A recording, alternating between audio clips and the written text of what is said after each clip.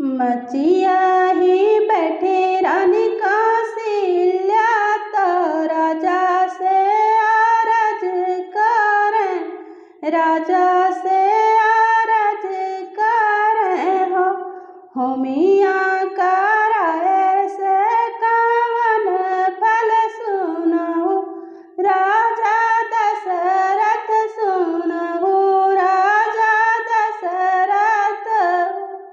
राजा धुआं ना लगही आकाश तो कवने अर्थ कई हो, राजा धुआं ना लगही आकाश तो कवने अर्थ कई हो। सगर